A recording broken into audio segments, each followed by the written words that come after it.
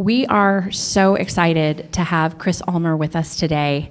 He's been leading a revolution in how children with special needs are perceived and accepted. The work that he's been doing not only in his own classroom, but with children from around the world, and even a few adults already, through the Special Books by Special Kids charity that he started, is really changing a lot of perceptions and raising tremendous awareness about the incredible capabilities that so many of our kids have and that are often overlooked or misunderstood. So I really appreciate that we were able to snag him while he was on another trip to Washington. So please give a very warm Google welcome to Chris Ulmer. Thank you. Well, thank you so much for having me here. It's a complete honor. I want everyone to think about a word we all use every single day and often. The word weird. Weird. Think about it. Weird, weird, weird, weird. What's that word mean? We all say it. That's weird. He's weird. She's weird. Everyone uses that word. But what does it truly imply? It implies there's a sense of normalcy. Everybody has their range of normalcy. Anything that doesn't fall within your range is instantly weird. It's my goal to widen everybody's range of normalcy. 3 years ago, I became a special education teacher. I entered the classroom, took a look around. My first thought is, what in the world is going on? I don't understand it. Why is that kid pounding his desk yelling Hulk smash? Why is the other kid in the corner jumping? Nothing made sense to me, but I wanted to learn. I wanted to connect with the students. And slowly but surely, my range of normalcy expanded and expanded and expanded. So anytime you want to use the word weird when referring to a person, look at that as an opportunity to expand your range of normalcy. Now take a look at this young female behind me. She was my student for 3 years. She lives with a diagnosis known as speech apraxia. If you are not familiar with speech apraxia, it's the ability to think just like anybody else, but you cannot verbalize your thoughts. So imagine your whole life, you have these thoughts, you want to communicate with people, but it just takes you longer. It's as if you're driving, you know where you want to go, there's a roadblock, you have to take a longer way. So for 3 years, I worked with her. My crowning achievement in working with Miss Emma, when I first met her, I would ask her a question and she would say, I don't know. I don't know, I don't know, I don't know, I don't know. Anything I said, she responded, I don't know. Truth is, she knew. She knew everything. But to take that time, stop and think, and overcome her diagnosis left her at my mercy. My mercy to judge her, and she didn't want to give me that ability because you have to build trust. So over 3 years, I built that trust, and she understood the most important thing in my classroom was showing that you do know. So she no longer says, I don't know. And after this presentation, I hope you leave with the thought that if you give everyone the opportunity, they can prove that they do know. So before we get to what I do now, we're going to start with where I started, in the special education classroom. This is my friend. He was also my student for 3 years. The first time I met him, I said hello, he ran away. Didn't say a thing, didn't look me in the eyes. He ran in the opposite direction. But we built a relationship. This video was taken 2 months after we first met, and it was a lesson, filmed with the intention of showing his mom what we do in the classroom. 3 times, what, 4? Correct. So it is 12 again. And what do you do with this one? Add it and make it 12. 12 plus 1 is? 13. What's the correct answer? 132. Would you like me to check for accuracy? Yeah! Numeral uno, C. Yes, you are great. You are great also. Now, what? So I spent 3 years with this same group of students. And that confusion I had at first, what I would have deemed weird, was no longer weird. I understood it. My sense of normalcy grew, and they were now part of my normal. And there's nothing I enjoyed more than spending time with each of them. I felt as if I was going down the rabbit hole And the further I got, the more I grew, the better I became. And I felt it was a sin that not everybody got to experience that. Because my whole life, for 24 years, I had no clue that this world existed. I didn't know there were people this unique and this interesting. So I made it my mission after 3 years of working with the same group of students to show them to the world. I wanted everyone else to have that opportunity to learn from them the same way I did. So I had this idea to start a book series where I would collaborate with my students and the world could understand life from their perspective. So I started writing with them, and I would just write down exactly what they said. And these lines were brilliant. We worked for an extra hour after school every single day.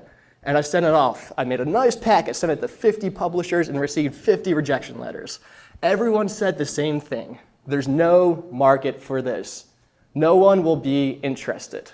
I could not help but take that personally, because you're telling me there's no market for that. You're telling me nobody's interested in learning about that kid. Get out of here. We have to show that market. We will establish that market.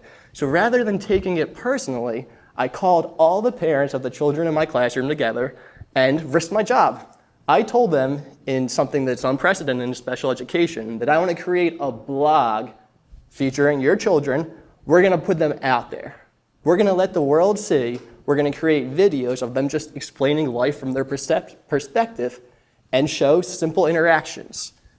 So that first video I showed you a minute ago was prior to the blog. It was just a simple interaction, but after being denied by the publisher, it took on a whole new meaning. And this is one of the first videos I did with the blog.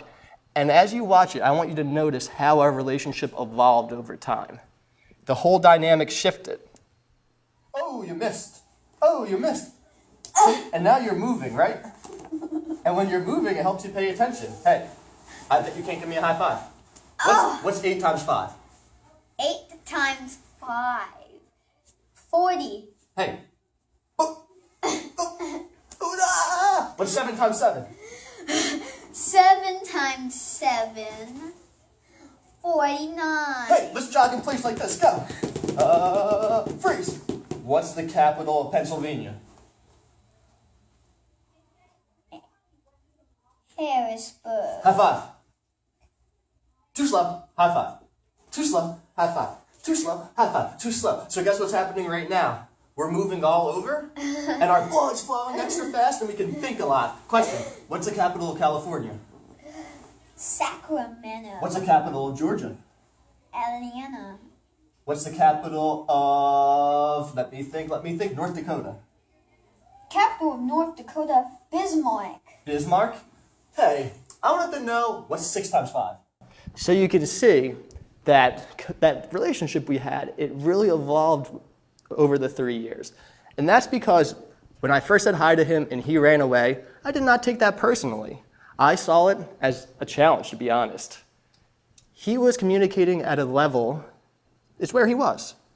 And in order to build a relationship with a child who's neurodiverse, you have to communicate on their level. So rather than getting him and sitting him down and making him look at me and conform to society's standards, when he came in the classroom, I would say one thing to him.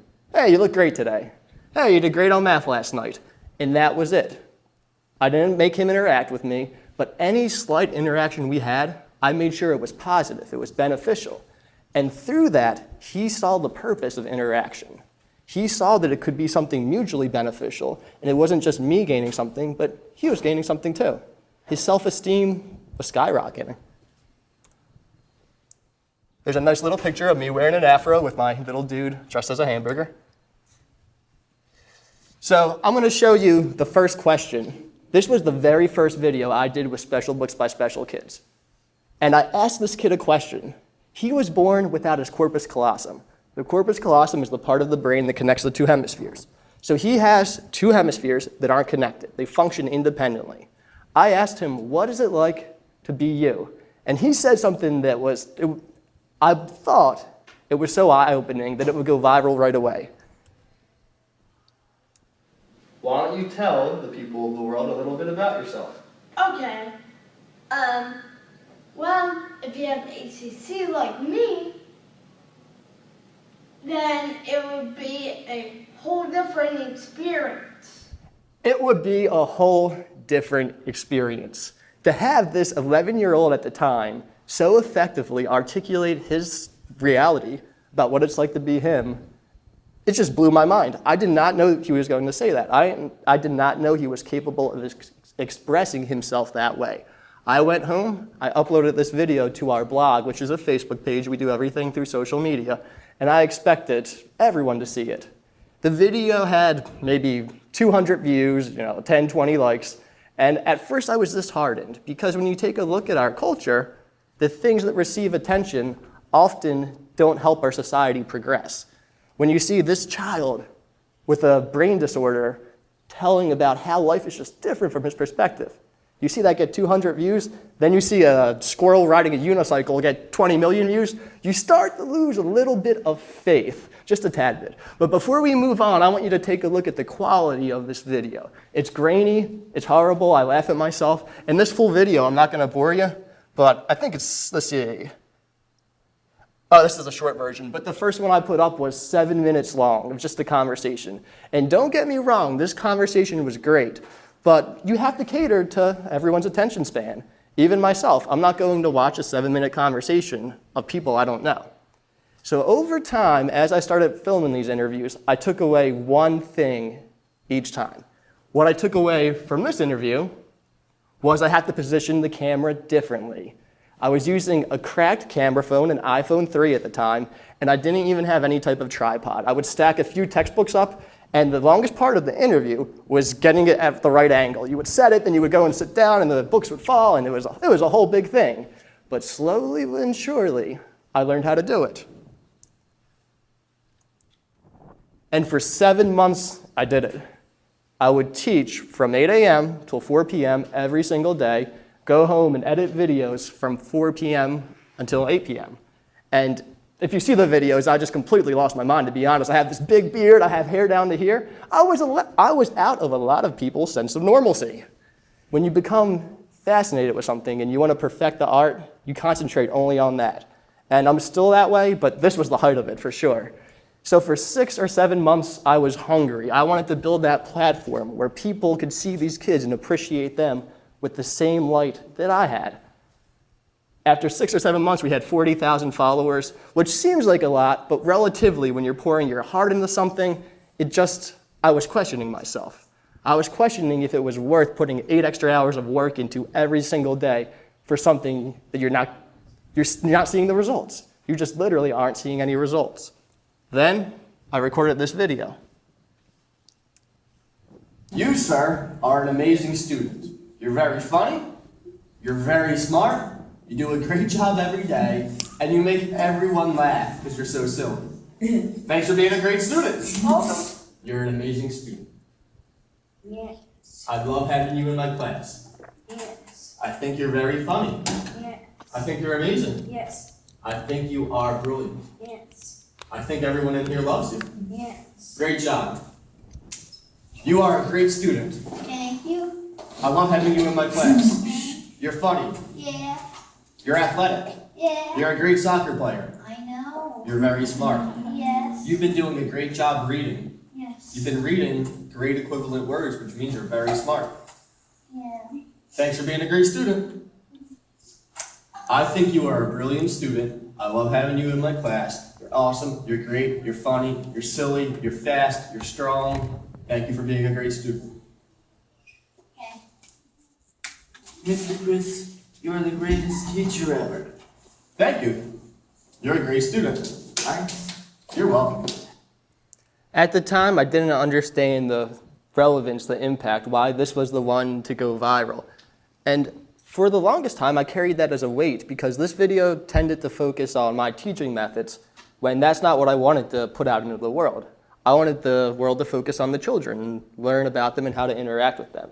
So for a while, I was happy we started receiving attention, but I didn't quite get it until I was speaking at a conference and I showed this video and it hit me. The reason this was so impactful was because it shaped their reality. These children began interacting with each other in the same way I interacted with them. You noticed at the end of the video, the child came up to me and said, "Mr. Chris, you're a great teacher." It's a learned behavior. Positivity is a learned thing, and they learned to conduct themselves in a positive manner. As everything started taking off and we gained a lot of attention, I decided to turn what I'm doing into a nonprofit. I sat all the children down and I explained to them that it's the end of our 3rd year together, they're gonna go to a new teacher, and I'm gonna start my own nonprofit. And I explained it to them every single day, and it broke my heart because I love the kids, but I had to prepare them. So every day I told them they'd have a new teacher, and I wasn't sure if it was resonating. I didn't know if they truly understood that when they come back the next school year, it would be someone else up there. Well, one day, one of my students came up to me, and he puts his hand on my shoulder and says, "Whatever you do, you're going to be great at it. And don't worry, even if this doesn't work out, you're good at hundreds of things." He then literally jumped away, flapping his hands, and it came full circle. What I did for 3 years was then reflected back at me. And he conducts himself in a positive manner and interacts with others by complimenting them because that's what he saw for 3 years. And his sense of normalcy became what he saw. So after that interview, I started receiving emails from around my hometown of Jacksonville, Florida. Everybody wanted to meet me and interview with me. And at first, I didn't know what to make of it. Our platform went from 50,000 followers to 150,000 overnight. And the weirdest thing about that whole experience was doing the media rounds. And it doesn't matter I had a master's degree. It doesn't matter that I'm completely obsessed with my art. What matters, what gave me credibility, is that I went on the Rachel Ray show and stood by her and ate a turkey burger. I was then a teacher who knew something. But you have to play the game a little bit to get ahead. So I was playing the game, and I started receiving emails from parents in Jacksonville who wanted me to meet their kids. And I didn't know what to make of it. Do I meet them? What do I do with that responsibility? I started going to their houses, and I realized this platform that started in my class, this blog, can become a movement around the world. And it started in my city, so parents 10, 20 a week would email me, and I would just go and meet them. And I would interview these interactions with individuals I had never met before. And it then reached this new sense of purity because it's not these kids that I've known for 3 years. It's people I'm meeting for the first time, but through the same principles of acceptance, love, and expanding that sense of normalcy, we were able to form relationships right away. This is Matt. I received an email from Matt's mom saying he just finished his first year of college and he didn't make any friends. So while you watch this, I want you to think to yourself, what would you do if Matt just walked into this room? What would you do right now before you hear him? You might have ignored him because he doesn't fall within your sense of normalcy. Watch this video, and then we'll have a discussion about how you would treat Matt. Hello, people. Welcome to the internet. I'm Matt. Hey, Matt. Hi. What do you want the world to know about you? I can be a very funny guy sometimes. I'm either looking for a guy friend or a girlfriend. Would you like to make a lot of friends? Yes, my mom keeps harassing me about that. Yeah. Where would you want to go with your friends the first time you hung out together? Maybe like an arcade or like a bar like where we can grab drinks. Do you hope to get married one day? Probably, but not anytime soon. What will your future wife be like? Hot blonde? Now we have to be concerned with more than her looks, because she's going to get old and those looks will fade. What about what's on the inside? Lots of teeth. Now that's something that's important. I just want you to know that you already have one friend, and it's me. So after this video, we uploaded it, and as the page moderator, I'm able to dictate what the top comment is and what people first see when they go to the comments section. I put Matt's email and how to get in contact with him. He received hundreds of emails from people in our community who then wanted to be his friend. So pretty soon we're going to have to do a follow-up video of stop emailing Matt. But the video is at almost 1 million views now, and people have seen and reached out to him from around the world. So for 6 months after we first went viral, we were gaining 1,000 to 2,000 followers a day, and I was going back and forth. So I would teach in the classroom, and I would go right after work to meet new people. And the videos, they would alternate. Sometimes it would be a video from the classroom. Sometimes it would be one of my new friends I met. This next one is very important. The toasting I did, complimenting the students, not only did it build their confidence, but they started building their peers' confidence. I had little Jay, my friend in the picture, he came up to me in the middle of a lecture and he said, "I want to teach the class." I have a bit of an ego, I'll admit it, and your first instinct is, no way, I'm not letting you overtake my lesson. But then you stop and you pause and you remember, this is little Jay who ran away from me and who, it took me months and months to build that relationship. He wants to stand up here and teach a lesson? Free rein. I stepped back and I gave him 20 minutes to teach a lesson. I'm going to show you about a minute or two of that lesson, but pay specific attention to what happens when one of his friends struggles to read. Our friend has volunteered to be the teacher for the day. And I'm the captain. I'm going to it loudest. You have to make sure everyone's paying attention and reading this book. Is that okay? Okay. All right, I'm going to go to the back of the room and I want you to lead the lesson. Okay, because I'm the captain. You are the teacher and the captain. Go ahead. Okay. Change the Flip to page 4 and 5. I'm waiting for you to do it. Okay. Thank you. Point to the crater. Who would like to read page 14? Emma. Okay, I'll help you, Emma.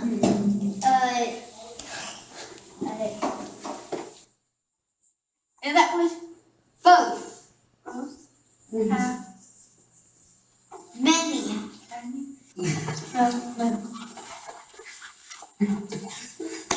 Close for Emma. I did it. Did she use the $10 bill? Emma? Did she use the $10 bill? That's up to you. You're the teacher right now. Okay. Wait a minute. I don't have any dollars in my pocket. I have some that you can give to her in my pocket. So what do you think? Does she earn a $1 bill or a $10 bill? $10 bill. Wow. Thank you. You want a $10 bill? That's the solar system right there. So he exhibited the same type of reinforcement and positivity that he saw me display. Quite literally, I reinforce them with fake dollars and they can buy different leisure activities they enjoy. He did the same exact thing. He saw her struggle and he saw her overcoming an obstacle. Instead of putting her down, he built her right back up. So I almost felt like I was living two lives for a while. I was in the classroom teaching lessons, then going right to someone's house and interviewing that individual, then running home and editing this footage. But the reward, the results they were showing. For the first 6 to 7 months, nothing happened. And when you start to see the slightest bit of success, you just keep the ball rolling and you push it further and further. So during the time of this next video, we're about 9 months into this whole process, and I hadn't taken a day off. Every single day I had done a video. Every single day I was going to meet somebody new and putting together a little video. This is my good friend. The only thing I was told about her is that she was diagnosed with cerebral palsy. Her mom then put her in my arms, and this video is what happened after. And for those who don't know, CP is a wide range. Sometimes it's not visible at all, and unless the person told you, you would have no clue. Other people with CP are unable to walk or talk. So I was not sure what to expect about her level of CP, but what developed when she was placed into my arms is quite telling. A lot of people who get to see you because you're important. How's that feel? How are you, Merrily? I see your big smile. Are you happy? Point to why you're happy. Well, I'm happy to meet you too. I love you. I love you too. I love you. I love you. I heard all about you and I heard you're great. Do you want to give me a kiss on the cheek? Oh, thank you. I can see that you're very happy and that makes me happy. So I would say that you're changing the world for the better. Hey, are we best friends now? I have my new best friend right here. So she was able to sense my acceptance, my positivity, and I use the word energy. You can interpret that word however you like. It means something different to everybody, but she read my energy, and she knew that I wasn't going to judge her.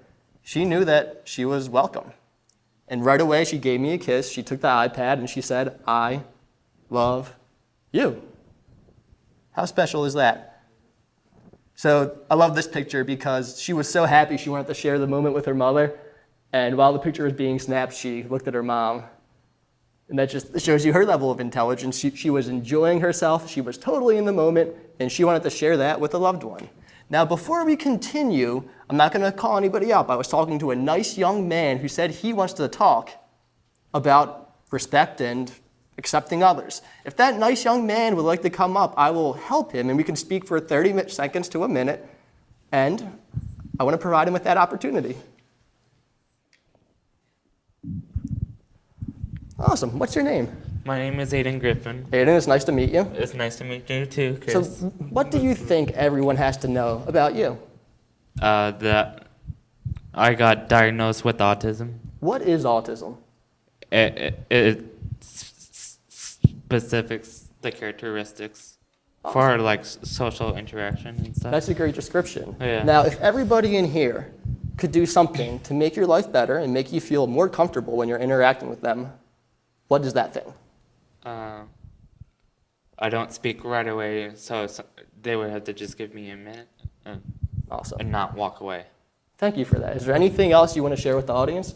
I love to swim and play soccer and flag football. You just did an excellent job. Round of applause. That was fantastic. Thank you. So he told me he wanted a career in speaking. That career just started. So you no longer have to say you are an aspiring speaker. You can say, I'm a speaker. This is, oh, you're welcome, no problem.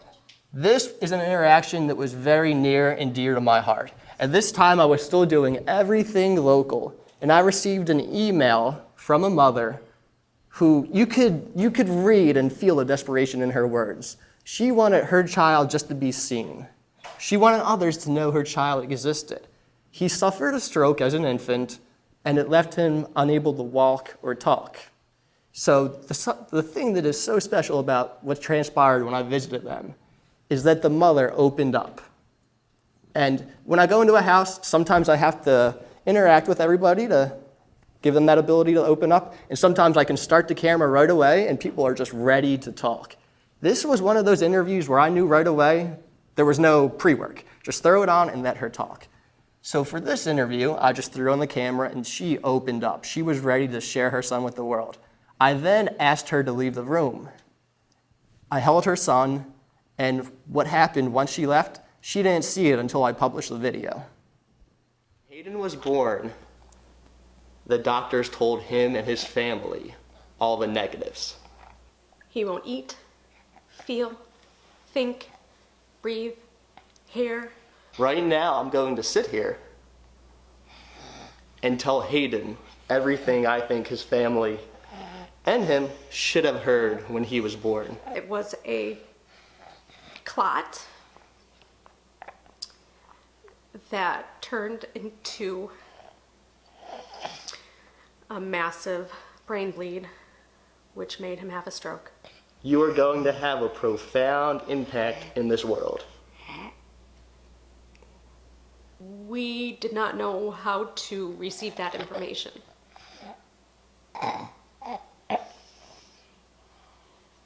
Everyone around you is going to be filled with love because of you. I wish I could have done something. I wish I knew something medically, but that wasn't my educational training. With every life you touch, You're going to permanently impact them for the better. Even when I cry, you make me smile. You're going to spread so much joy and love, more than any doctor or any professional could really comprehend.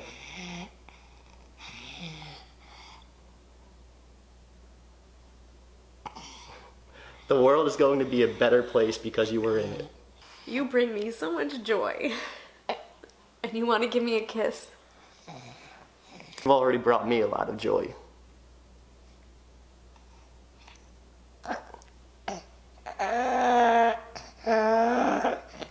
It's nice to meet you too.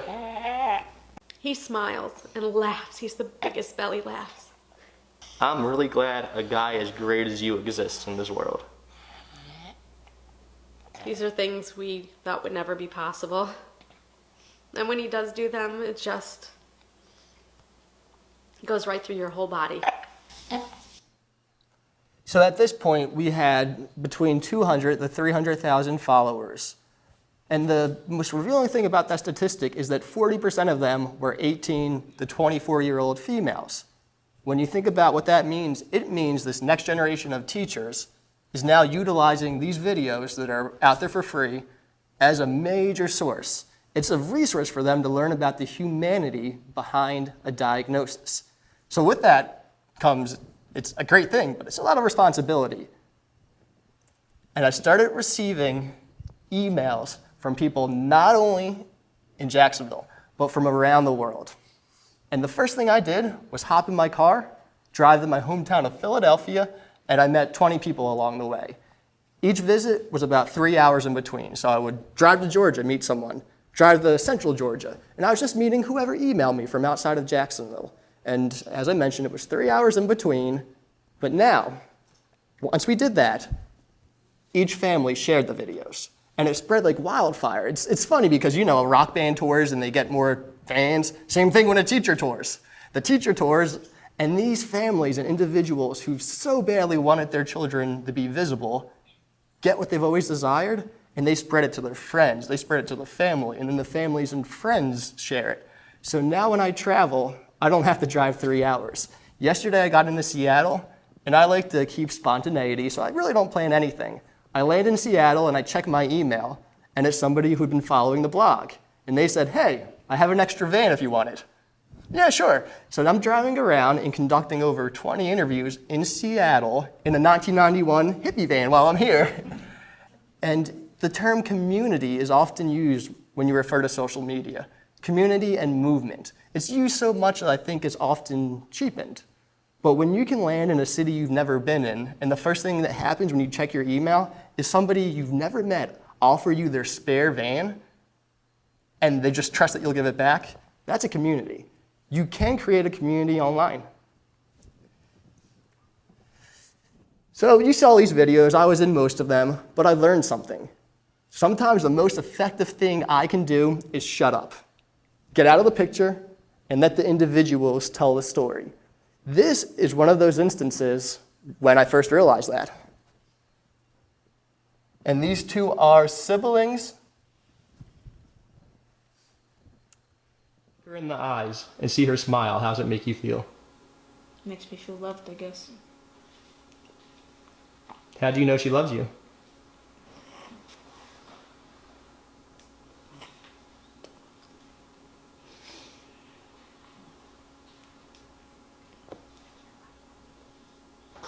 She's having a seizure. She has all kinds of seizures, and usually they make her happy. Sometimes they make her sad.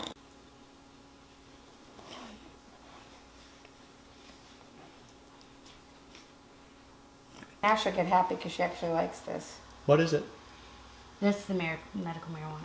Now, a lot of people are going to see this video. If you could tell them one thing about your sister, what would it be? Always believe in kids like that.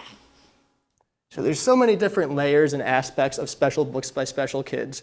And every time I see a new video, or a video I've done in the past, I interpret it in a different way. Of course, you saw the beautiful connection him and his sister have, but I'm analyzing how I've evolved as an interviewer.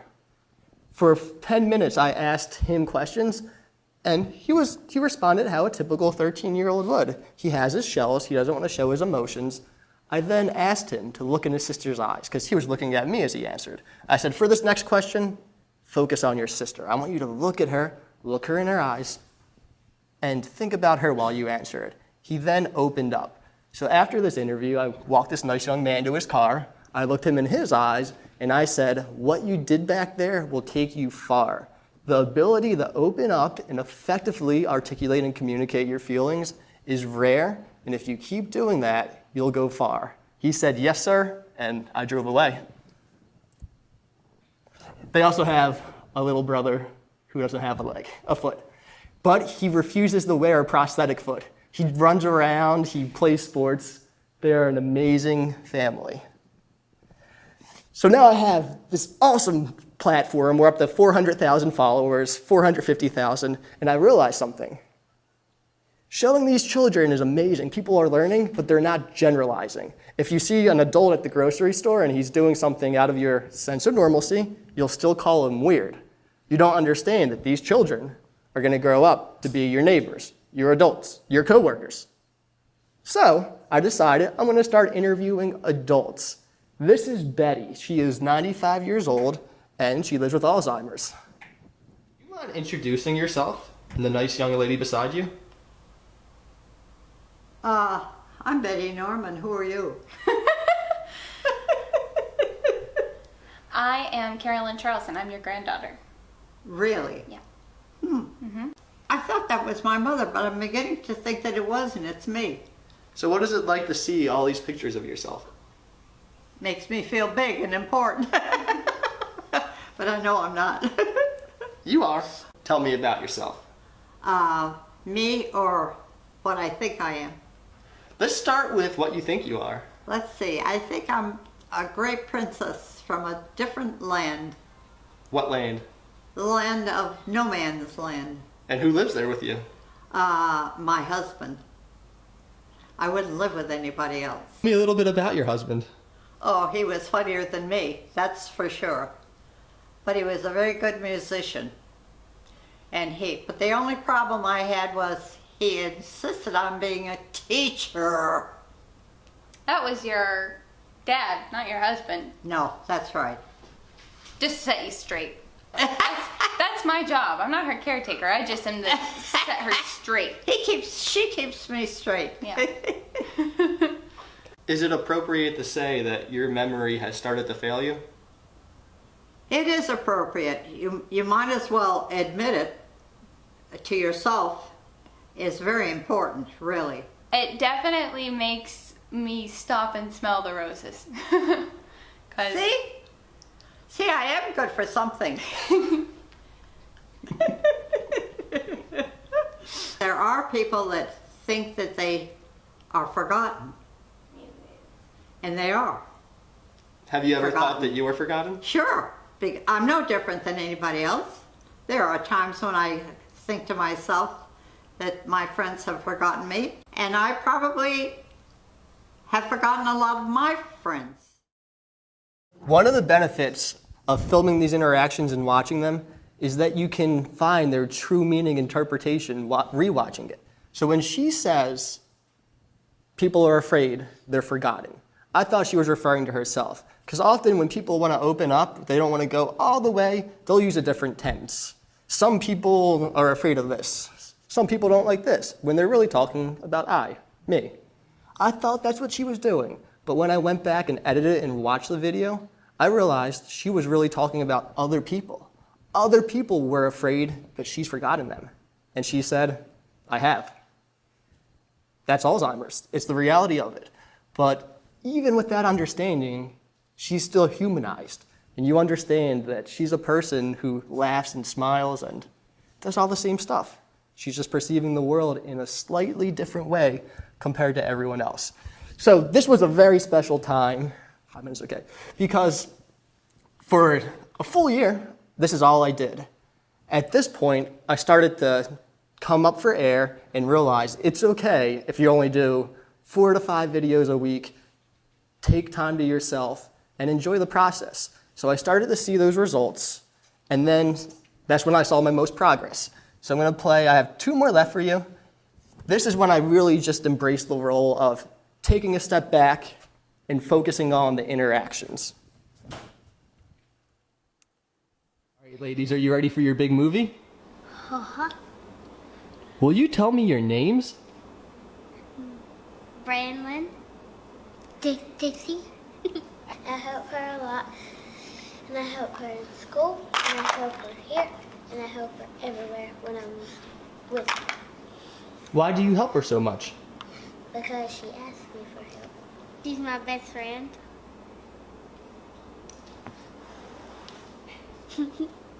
Mackenzie, why is Brandlin your best friend? She loves me. How do you know she loves you? Because she just kissed me.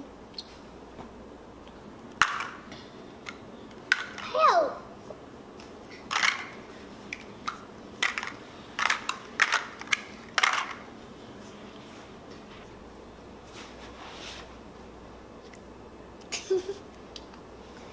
When you see Brandlin, what do you think?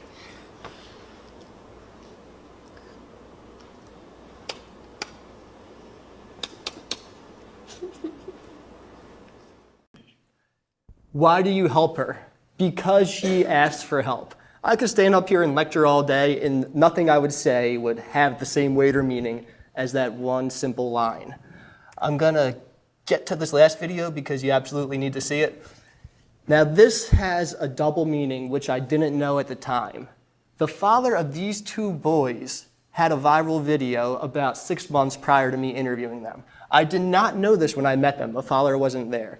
You may have seen the video. It was a father of 2 young boys, one who has Down syndrome, and he was at a movie rental place. He then heard another child asking his dad, "What is Down syndrome?" Because he held a movie and one of the actors had Down syndrome. And the dad defined Down syndrome as a lower intelligence. And instead of speaking up, the father didn't. And he walked out to his car, and he instantly grabbed his phone and filmed a rant about how he wished he had spoken. And that rant went viral. And he said, "I just wish everyone would know the beauty I gain, the insight I gain from having my son." I didn't know this at the time, but we provided that platform for the world to see. This video went on to have 20 million views, and people now understand the beauty that he described. My brother has lots of silly faces that he makes at home. When people are making fun of him or laughing at him, then I would say, "Hey, stop. Make a happy face. Sad face. Surprised face."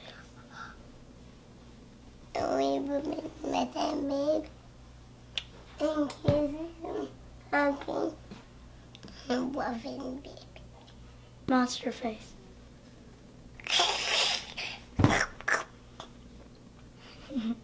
See a face? No, not see her. No, oh, see another face.